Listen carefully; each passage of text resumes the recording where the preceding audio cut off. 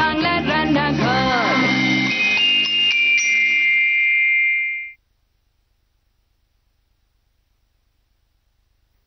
আজি দক্ষিণ দুয়ার খোলা, আজি দক্ষিণ দুয়ার খোলা, এসো হে এসো হে এসো হে আমার বসন্ত এসো। নমস্কার, আদাব, good evening and welcome to Nutrela presents Zee Bangla Rannaghor, যেখানে কাল হোলির দিন থেকে শুরু হয়ে গিয়েছে আপনাদের জন্য, কেবলমাত্র আপনাদের জন্য ভোজন ভরা এ বসন্ত।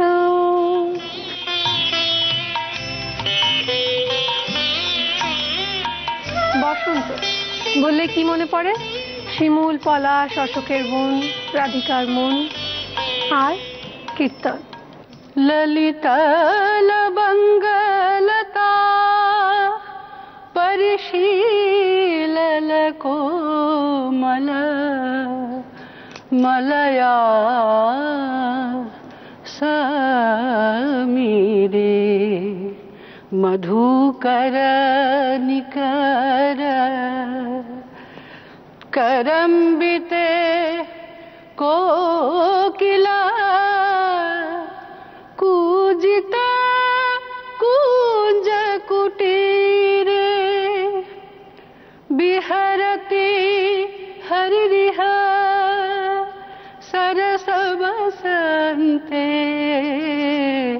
नृत्यति युवती जनना समान सखी बिरही सरस दुरन्ते। মনটা একেবারে অন্যরকম হয়ে গেল। নমস্কার, দর্শকদের সঙ্গে একটু আলাপ করিয়ে দিই। সেটা হচ্ছে, আমাদের সঙ্গে রয়েছেন আজকে সীমা আচার্য চৌধুরী, আপনারা জানেন প্রসিদ্ধ কীর্তন শিল্পী, এবং যে গানটা শুনলাম সেটা যদ্দূর আমার ধারণা কবি জয়দেবের গীত গোবিন্দ। একদম। তো তুমি আমাদের, আমি তুমি বলছি, যেহেতু আমার অন্যরকম ভাবে পরিচয় রয়েছে ওনার সঙ্গে, তাই আমি একটু ওই আপনি আজ্ঞেটা করছি না, প্লিজ না। Thank you.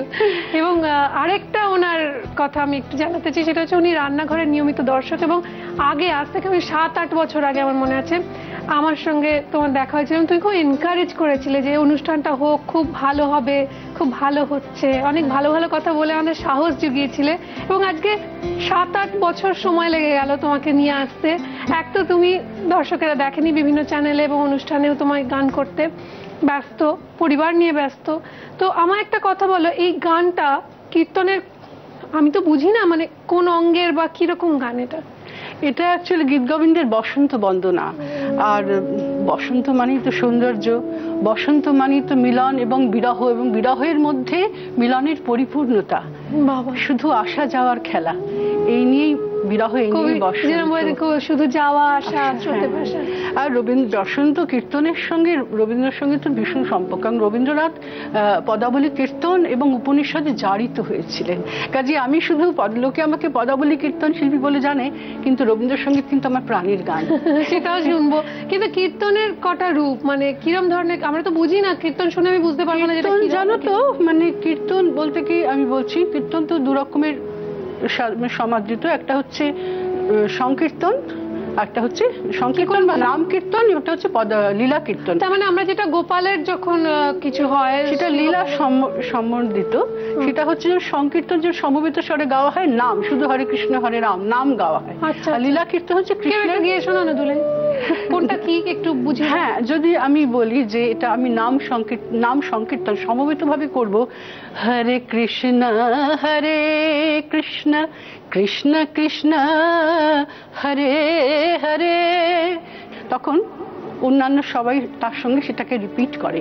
হ্যাঁ, এবং লীলা কীর্তন হচ্ছে কৃষ্ণের রূপ গুণ বর্ণনা এবং তার নানা রকম লীলা সমৃদ্ধ ঘটনার বর্ণনা। আচ্ছা, শ্রীকৃষ্ণের কথা বলছি, শ্রীকৃষ্ণের একটি নাম, মানে শোনা যায় তিনি নাকি এই চাল, এই বিশেষ ধরনের চাল খেতে ভালোবাসতেন বলে এর নাম গোবিন্দভোগ চাল।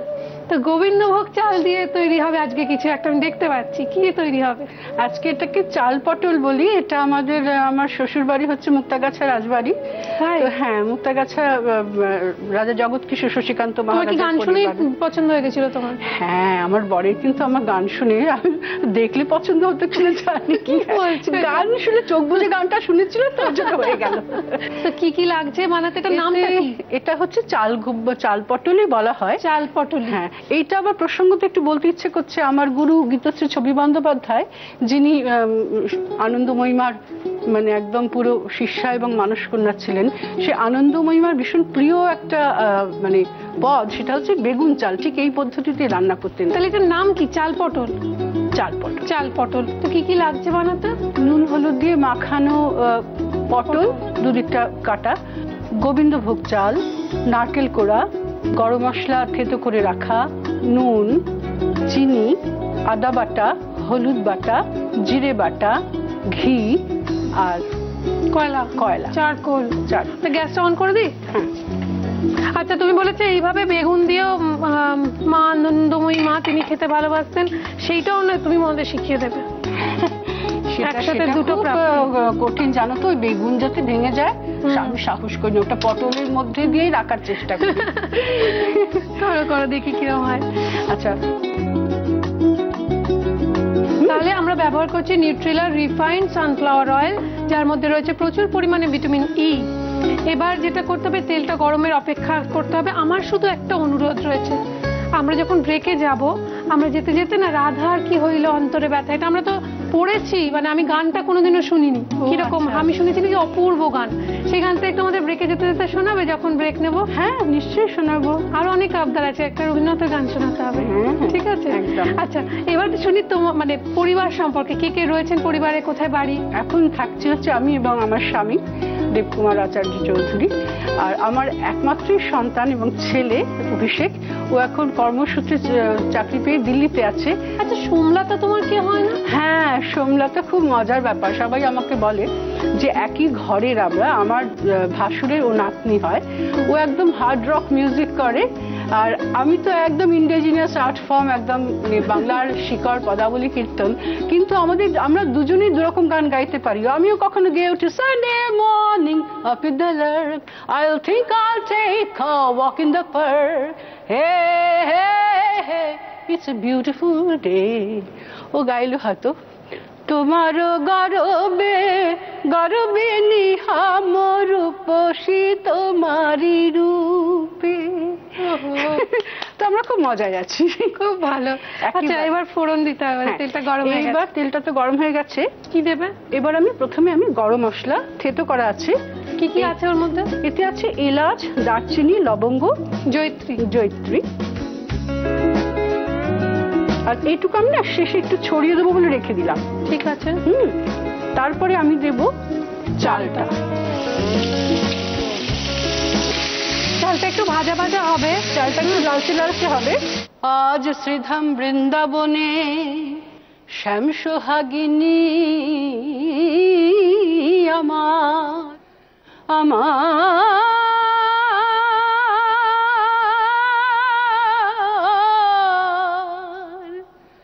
রাধার কি হইল অন্তরে ব্যথা, রাধার। কৃষ্ণ অদর্শনে রাধার মনে ব্যথা। কালো যমুনার জল, মেঘ কালো, নয়নের কাজল কালো, সবেতেই সে কৃষ্ণকে খোঁজে। আর আমরা খুঁজে খুঁজে ফেরত এসেছি ছোট্ট একটা ব্রেকের পর আপনাদের মনের খোঁজ নিয়ে। আপনাদের মনের কোণে রয়েছে কি সমস্ত ইচ্ছে আমরা জানি, সেই জন্য নিয়ে এসেছি ভোজন ভরা হে বসন্ত। আজকের রান্না কত দূর দেখে নিন একবার। ফ্রাইং প্যানে নিউট্রিলা রিফাইন্ড সানফ্লাওয়ার অয়েল গরম করে তাতে গোটা গরম মশলা ফোড়ন দিয়ে ওর মধ্যে একে একে গোবিন্দভোগ চাল আর নারকেল কোড়া দিয়ে ভালোভাবে নাড়াচাড়া করে রাখতে হবে কিছুক্ষণ। এইবার দেখবো কি করতে হবে। এবারে তো দেখছি চালটা বেশ সুন্দর ভাজা ভাজা হয়ে এসছে, এর সঙ্গে নারকেলও। তো এবার আমরা কি করব, মশলাগুলো দেব। হ্যাঁ, তাতে মশলা দিতে কি হবে, নুন তো লাগবেই, নুন ছাড়া গুণ গাইবো কেমন করে? হ্যাঁ, নুন তো একটু লাগবে, একটু আন্দাজ মতো নুন লাগবে। এবার কি চিনি দেবো? এবার চিনি না, চিনি তো শেষে, মধুরেলা সমাপয়। হ্যাঁ, এবার আমরা নুন তো দিয়েছি, এবার হলুদ দেবো। হ্যাঁ, তুমি বলে বলে দাও, আমি এগিয়ে গিয়ে। আচ্ছা, আমার একটু জল লাগবে যোগো। হ্যাঁ, নিশ্চয়ই। আমি একটু জল গরম করেই রেখেছিলাম, চাল দিয়ে রান্না হচ্ছে দেখে একটু ঈষদুষ্ণ গরম জল। এবার আমরা একটা একটা করে মশলা দেবো এবং সেই সঙ্গে আমি নাড়াতেও থাকবো, কেমন? আচ্ছা, এবার আদা না? না, আদাটা পরে, আগে জিরে বাটাটা দেবো। আচ্ছা, এবার আদা বাটাটা দেবো। আদাটা আমি পুরোপুরি দিয়ে দেবো, আদাটা পুরোপুরি দিয়ে দেবো। এবার দিয়ে এটা আমাকে একটু কষাতে হবে, বুঝলে? আচ্ছা, এবার আমি না জল দেবো, কারণ চালটা সেদ্ধ হতে দেবো। হ্যাঁ, তাহলে এটা হতে থাক। হ্যাঁ, ওটা একটু ঢাকা দিয়ে দেবে? হ্যাঁ, ঢাকা দিয়ে দিলে পরে গ্যাসটাও সেভ হয়। এখানে রাখি বলে এবার মনে পড়েছে। আচ্ছা, এবার তোমার থেকে রবীন্দ্রনাথের গানটা শুনবোই, কিন্তু আমার খুব জানতে ইচ্ছে করে তোমার কলেজের সময়, যে সময় বন্ধু বান্ধব নিয়ে আড্ডা, স্কুল কলেজের টাইমটাতে। তুমি তো ছেলেবেলা থেকে একটা সাংগীতিক পরিবেশে বড় হয়েছো, তোমার বাবা ছিলেন, বাবা সরোদ বাজাতেন, তো সেইখান থেকে কি তোমার কোনো বাধা ছিল? হিন্দি গান গাইবো না বা মডার্ন সং গাইবো না, এরকম কোনো বাধা ছিল? একদম না, আমাদের পুরো মিউজিক্যাল ফ্যামিলি। আমার বাবা প্রখ্যাত সরোদিয়া ফণীভূষণ ভট্টাচার্য, উনি আলাউদ্দিন খাঁর ছাত্র ছিলেন এবং উনি বলতেন যে সঙ্গীত সবসময় ভীষণ সুন্দর, যে কোনো সঙ্গীতই সুন্দর, সবটাই সা থেকে সা। তুমি হিন্দি গান শোনো আমাদের, শুনতে শুনতে একটা ব্রেক নিই। হিন্দি গান? একে না এক শম্মা अंधेरे में जलाए रखिए, सुबह होने को है महा बनाए रखिए। পটলটা ভাজা ভাজা হবে, পটল ভাজতে দিয়েছি, এটা এমন কিছু কঠিন কাজ নয়। আমরা ফেরত এসেছি আপনাদের জন্য নিয়ে নিউট্রিলা প্রেজেন্ট জি বাংলার রান্নাঘর, যে রান্নাঘরকে সুন্দর সুন্দর কিচেন অ্যাপ্লায়েন্সেস দিয়েছে, মডিউলার কিচেন সেটআপ দিয়েছে কুচিনা। আমাদের আন্তরিক ধন্যবাদ কুচিনাকে। তুমি একটু এটা পটলটা ভাজি, আমি একটু দর্শকদের সঙ্গে কথা বলি। Thank you, thank you, big big thank you. অনেক অনেক ধন্যবাদ আমাদের সমস্ত স্পন্সরদের, অ্যাসোসিয়েট স্পন্সর, গিফট স্পন্সর এবং স্পেশালি টাইটেল স্পন্সর নিউট্রিলাকে। আমরা ধন্যবাদ জানাই আমার ওয়ার্ড্রোবকার্সি রেনিকে এবং ধন্যবাদ জানাই আমাদের প্রিন্ট পার্টনার হ্যাংলা হেসেলকে। সুন্দর সুন্দর রান্নার রেসিপি ও রেস্তোরাঁর সন্ধান পেতে চাইলে অবশ্যই পড়ুন বাংলার প্রথম ফুড ম্যাগাজিন হ্যাংলা হেসেল। এবার যেটা করতে হবে, আমাদের রান্নাটা কমপ্লিট করতে হবে। আপনাদের একটা জিনিস দেখিয়ে দিই, পটলটা ওদিকে ভাজা ভাজা হচ্ছে, কিন্তু এদিকে চালটা কিন্তু পুরো ফুললি কুক নয়। তার আগেই গ্যাস অফ করে দেওয়া হয়েছে। ভালো করে চালটা দেখুন, চালটা দেখুন এইরকম অবস্থায় থাকতে আমরা গ্যাস অফ করে দেবো, কেননা এর মধ্যে পটলটা মিশবে। পুরোপুরি রেডি না, তাই তো? হ্যাঁ, একদম। আচ্ছা, এবার তো শুনি তোমার কোন গান শুনে তোমার বর প্রেমে পড়ে গেছে? আচ্ছা, এগুলো ভাজা ভাজা হচ্ছে, পটলটা ভেজে বরং তুলে নিয়ে গানটা শুনি, ঠিক আছে? হ্যাঁ, হ্যাঁ। বাকি রান্নাটা তুমি আমায় শেখাবে। ঠিক আছে। পটলটা ভাজা হয়ে গেছে। এইবার যেটা করতে হবে, আমরা শিখবো, এখান থেকেই শেখার। বাকিটা এতক্ষণ খুব ইজি ছিল। যেটা করেছি, একটা দিকে দেখুন কাঠ কয়লা বা চারকোল, সেটা আগুন জ্বালিয়ে দিয়েছি, গরম হতে দিচ্ছি, এটা একটু টাইম লাগবে। গ্যাসটা অন করে দিয়েছি, ঢাকনাটা সরিয়ে নিলাম। এরপর কি করব তুমি বলো? আমি ভাজা ভেজে রাখা পটলগুলো ওর সাথে মিশিয়ে নিচে ওপর করতে হবে। দিয়ে দিলাম, এবং চালের সঙ্গে ওটা নিচে ওপর করে জিরের খুব ভালো গন্ধ বেরিয়েছে, মেশামেশি হবে। এবার আমরা চিনি দেব স্বাদের জন্য, স্বাদ মতন। এবার আমরা একটু চিনি দেব। আচ্ছা, এটা হয়ে গেলে পরে তারপরে আমি একটু এবার যে বাকি গরম মশলাটুকু দিয়ে দেবো। এইবার শেষবারের মতন দিতে হবে, নামাবার আগে একটু ঘি দিতে হবে। হয়ে গেছে? হ্যাঁ। এবার যেটা করতে হবে, গ্যাসটা অফ করে দিয়ে এটাকে সাজাতে হবে একটা জায়গায়। হ্যাঁ, এইটা আমার ভীষণ প্রিয় একটা জিনিস যে সাজানো। হ্যাঁ,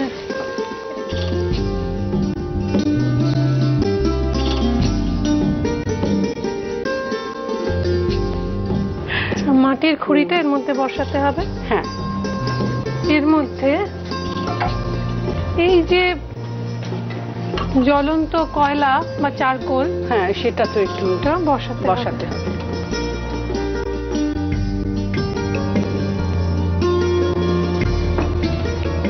এর মধ্যে দিতে হবে হ্যাঁ যে ঘিয়ের বাটিটা,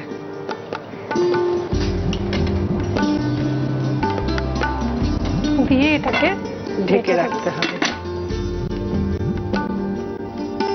এবার দেখে নিন নিউট্রিলার আজকের টিপ। পটল সহজে হজম হয় এবং অন্য খাবার হজমেও সাহায্য করে। পটল হার্টের পক্ষে ভালো, খিদে বাড়ায় এবং শরীর ঠান্ডা রাখে। চাল পটল বানানোর জন্য ফ্রাইং প্যানে নিউট্রিলা রিফাইন্ড সানফ্লাওয়ার অয়েল গরম করে তাতে গোটা গরম মশলা ফোড়ন দিয়ে ওর মধ্যে একে একে গোবিন্দভোগ চাল আর নারকেল কোড়া দিয়ে ভালোভাবে নাড়াচাড়া করে তাতে হলুদ বাটা, জিরে বাটা, আদা বাটা আর পরিমাণ মতো জল দিয়ে ভালোভাবে নাড়াচাড়া করে আঁচ কমিয়ে ঢাকা দিয়ে রাখতে হবে কিছুক্ষণ। এরপর নুন আর হলুদ মাখানো পটলগুলো ভেজে তুলে নিতে হবে। এবার ঢাকনা খুলে ভেজে রাখা পটল, চিনি আর থেতো করা গরম মশলা দিয়ে নাড়াচাড়া করে ওটাকে নামিয়ে সুন্দরভাবে সাজিয়ে মধ্যিখানে মাটির খুঁড়ি বসিয়ে তার মধ্যে গরম কাঠকয়লা আর ঘি দিয়ে ঢাকা দিলেই রেডি চাল পটল। এবার জানাই এখানে আড্ডা চলে রান্না শেয়ার করার সহজতম উপায় হচ্ছে আপনার মোবাইলের রাইট মেসেজ অপশনে যান, গিয়ে ক্লিক করুন, করে আর জি কথাটা লিখে স্পেস দিয়ে আপনার নাম আর লোকেশন টাইপ করে পাঠিয়ে দিন 57575 এই নাম্বারে। এছাড়া চিঠি লিখুন কিংবা মেইল করুন এই ঠিকানায়। নিউট্রিলা প্রেজেন্ট জি বাংলার রান্নাঘর, care of G Bangla, post box 9051, 71 park street, head office, Kolkata 7,16,000। Email zbangla@znetwork.com। এবার আমাদের আজকের গেস্টের জন্য রয়েছে আমাদের তরফ থেকে কিছু উপহার, দেখে নেব সেগুলো কি কি।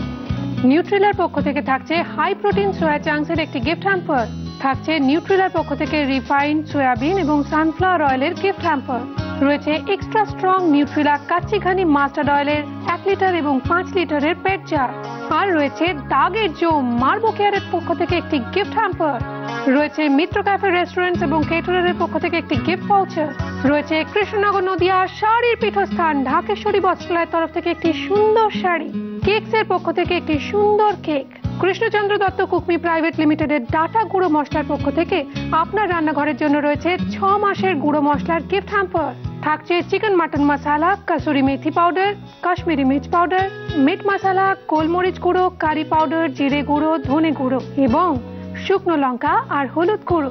এবার দেখুন এটা স্মোকড হচ্ছে, এটা হতে থাকুক, এটা একটু টাইম লাগবে, এটা এর মধ্যে ধোঁয়াটা ঢুকবে, পুরো ব্যাপারটা বেশ দারুণ একটা ব্যাপার হবে। কি সুন্দর এরকম ঢাকনাওয়ালা জায়গায় এটা শুদ্ধ সার্ভ করতে হয় যদি আপনার আগে রান্নাটা হয়ে যায়, কিন্তু আপনার গেস্ট আসবে একটু পরে। এই স্মোক করার প্রসেসটা বাদ রাখুন, এটুকু যখন সার্ভ করবেন তখন এইভাবে জাস্ট কয়লাটা জ্বালিয়ে ঘি দিয়ে ঢাকা দিয়ে সার্ভ করে দিন। হাততালি আপনি পেতে বাধ্য।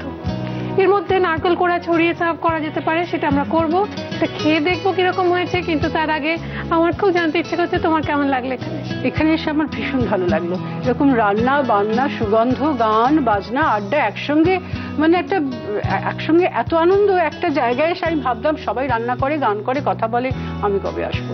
ঠিক আজকে আসা হয়ে গেল, আমি ভীষণ খুশি গো। Thank you. আপনারাও আসবেন তো এখানে এসে আড্ডা চলে, রান্না শেয়ার করে। যদি আপনার রান্নার সপ্তাহে সেরা বলে নির্বাচিত হয় তাহলে কোচিনে আপনাকে দেবে একটি মেপল টোস্টার, আর এই রান্নাঘরে এসে আপনার রান্না যদি মাসের সেরা বলে নির্বাচিত হয় তাহলে কোচিনে আপনাকে দেবে একটি অটো ক্লিন টেকনোলজি সমৃদ্ধ এবং অয়েল কালেক্টর যুক্ত সুন্দর কিচেন চিমনি, আর আপনার রান্না ছেপে বেরোবে আপনারই নাম ও ছবি সহ আমাদের প্রিন্ট পার্টনার হ্যাংলা হেসেল নামক জনপ্রিয় পত্রিকায়। এইবার একটা মেমেন্টো তোমার জন্য, যেতে যেতে এটা দেখি আগে খেয়ে কিরকম হয়েছে, তারপর অনুরোধটা রাখছি।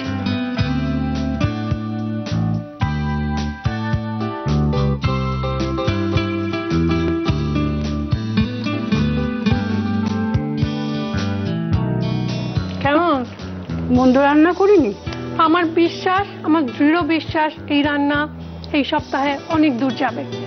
এই রান্না বসে কবজি ডুবিয়ে খাবার রান্না, দাঁড়িয়ে দাঁড়িয়ে নয়, সুতরাং একটু ঢেকে রাখলাম। আপনারা চেখে দেখুন রান্না কিরকম হয়েছে, তার জন্য রান্না করতে হবে। আর আজকে আমাকে অনুমতি দিতে হবে, যেতে যেতে আমরা খুব রবীন্দ্রনাথের গান শুনতে চাইছি। আবার মনে হচ্ছে কত গান শোনা হয়নি। একটা প্রশ্ন মাথায় আসছে যে কালী কীর্তনও তো হয়। হ্যাঁ, কীর্তন মানে হচ্ছে নাম গুণা লীলা নাদিং উচ্চ ভাষণং তো কীর্তনম, অর্থাৎ নাম গুণ দেব দেবতার তাদের লীলা কীর্তির যে বর্ণনা বন্দনা তাকে কীর্তন বলে। হ্যাঁ, এমন কোনো গান হয় না যেটার সঙ্গে রবীন্দ্রনাথের গান মিলে গিয়ে দুটো গান একসঙ্গে মার্চ করে? বেশ, তো আমি বিরহ তো বলো, তো বিরহ মধুর হলো আজি। আজকে যদি আমি একটা বিরহের মাথুরের স্তোত্র, কৃষ্ণ চলে যাচ্ছে মথুরাব মথুরাপুর মাধব গেল গোকুল মানিকা কো হরি নিল, এবং তার সঙ্গে একটি বসন্ত বন্দনা মিশিয়ে রবীন্দ্রনাথের হ্যাঁ গাইছে। युगायतं निमिषेन चक्षुषा प्रविशायतं संज्ञायितं जगत् सर्वं गोविन्द বিরহে নমি। বসন্ত এসেছে, বসন্ত মানেই তো ঋতুর চলে যাওয়া, তার বিদায় বেলার পালা। কাজে সেই বসন্তকে বন্দনা করে বলি, নীল দিগন্তে ওই ফুলের আগুন লাগলো লাগলো, নীল দিগন্তে বসন্তে সৌরভের শিখা জাগলো, বসন্তে সৌরভের শিখা জাগলো, নীল দিগন্তে ওই ফুলের আগুন লাগলো লাগলো, নীল দিগন্তে